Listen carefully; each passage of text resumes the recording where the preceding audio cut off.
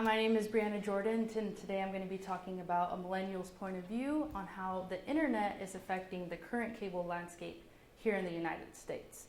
But first, here's my website. You guys can go to brianajordan.com, check out my resume, all my work history, and a lot of the things that I've been doing and that I will be graduating next semester, hopefully.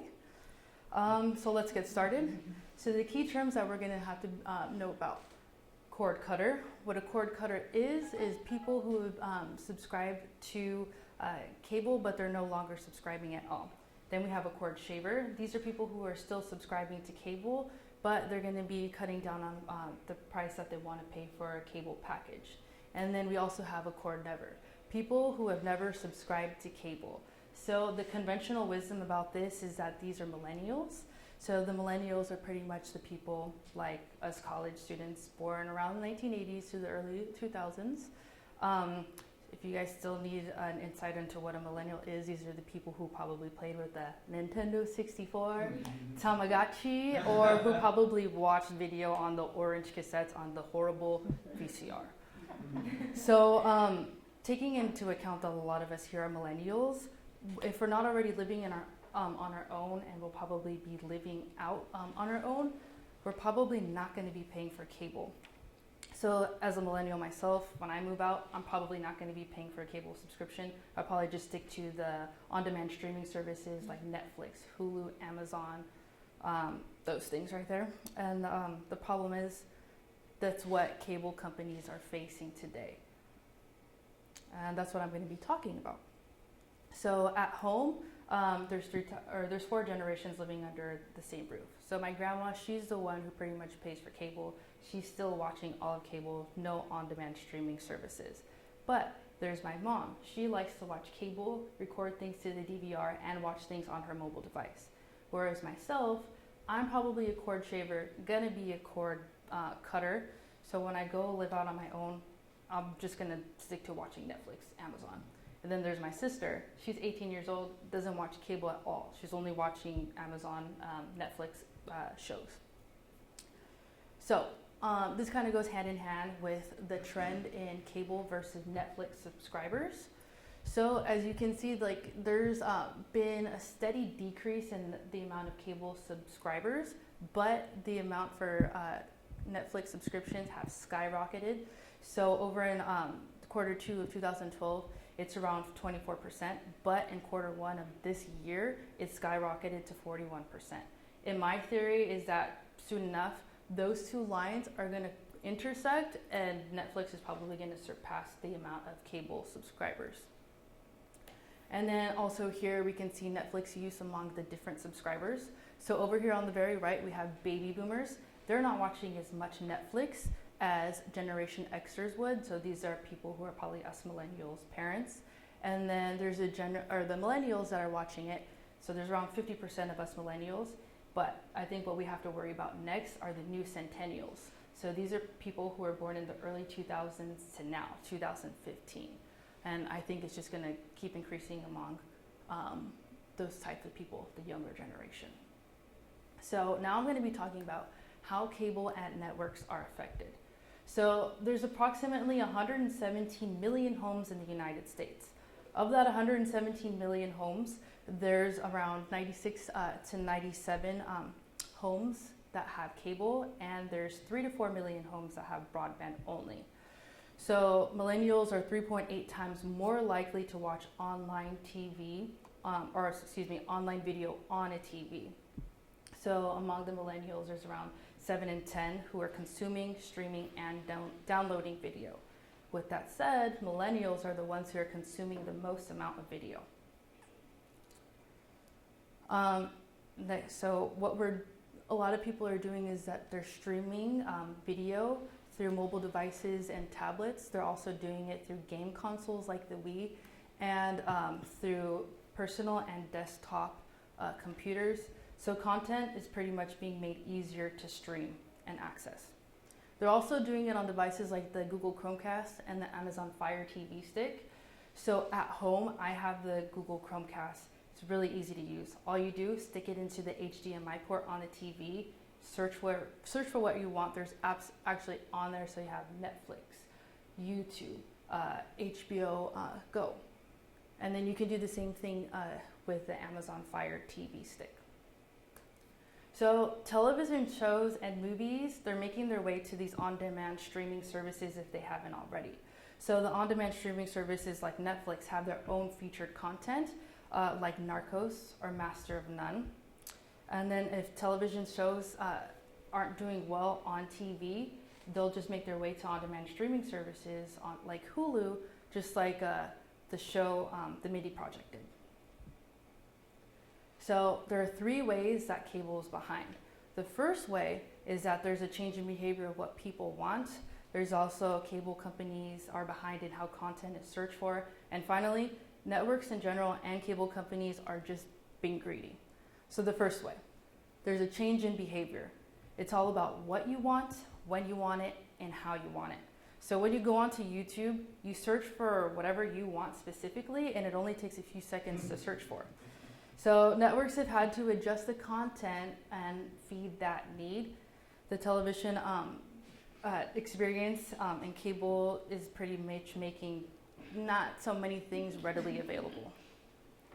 So the second thing, companies are behind in how content is searched for. So there's new interfaces like the ones that I talked about earlier, the Google Chromecast, and then there's also the Amazon Fire TV stick. It's making things a lot easier and a lot faster to search for. So what I do instead of opening Netflix right away on the Chromecast is I'm able to go on my mobile device, my iPhone, and search for whatever I want, and there's a little icon at the top and I can just connect right away using broadband. But on a traditional device like the remote control, there's only up, down, right, or left. It's making searching for content a lot harder, and it just takes longer to find, or sometimes it's not even available. So finally, the last way, cable companies have been greedy.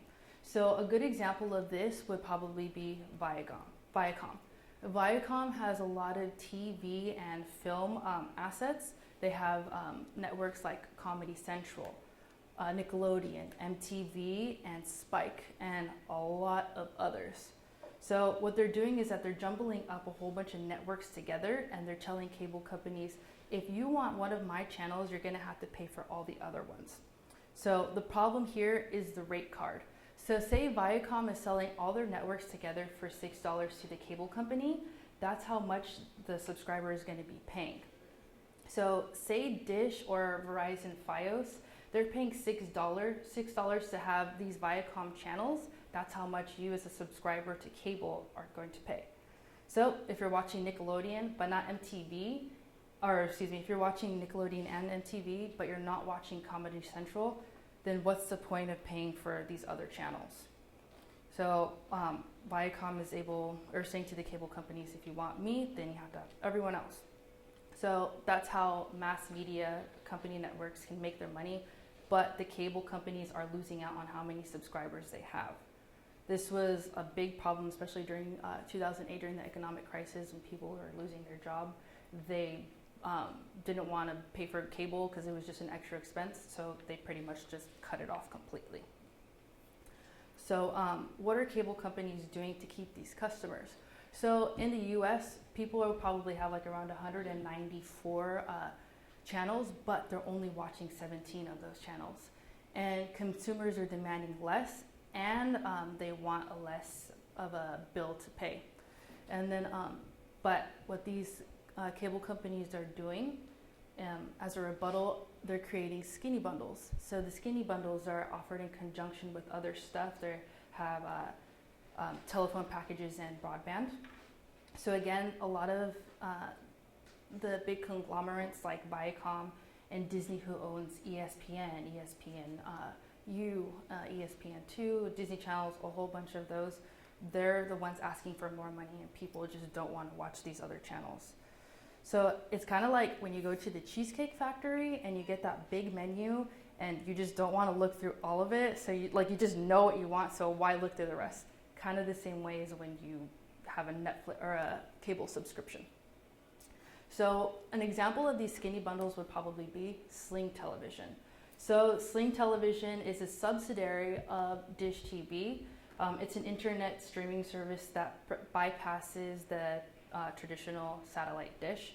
So for around $20 a month, you're going to get 19 channels and what's called the best of live TV. You're going to get the most popular channels, which include Food Network, CNN, Disney Channel, ESPN. There are other add-ons if you want more channels, but you're going to be paying an additional fee on top of the $20.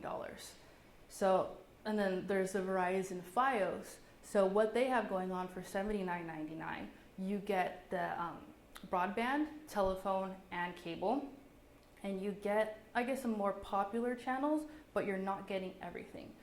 These skinny bundles are targeted more toward millennials, so these are people who are single, have just moved out, are really young families. So in other words, people like us college students.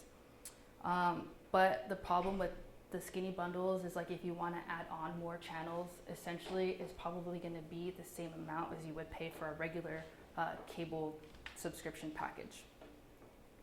So what else are cable companies doing? Cable companies have built concept stores to house all of their products.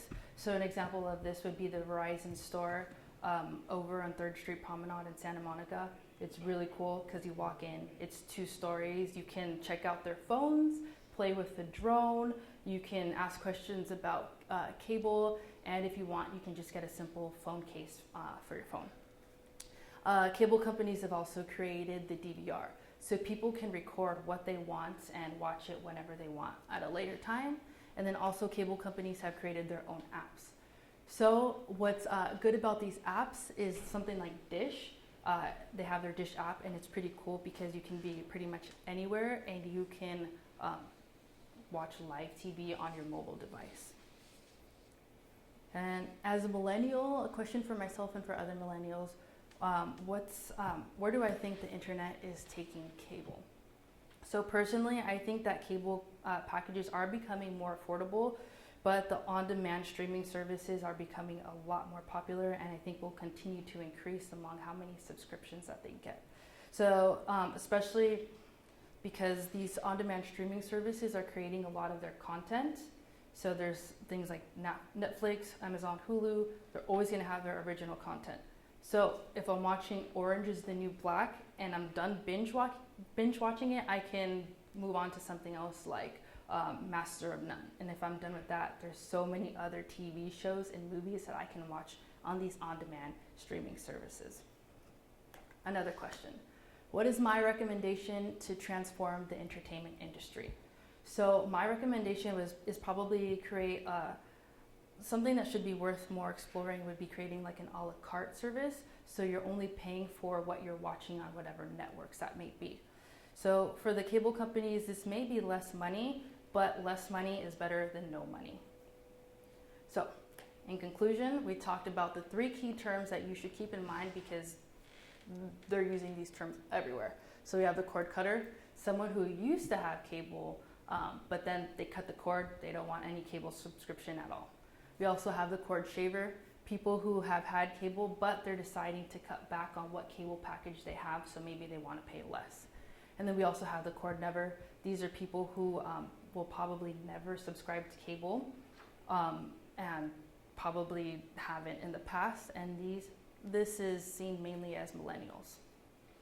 The 3 ways that I talked about that cable is being affected is that there's a change in behavior, there's cable companies are behind in how content is being searched for. And ultimately, networks are being greedy, just like we looked at Viacom. And then finally, we also looked at what cable companies are doing to keep and acquire customers, like creating these skinny bundles. And this has been a millennial's point of view on how the internet is affecting the current cable landscape in the US. Thanks for watching.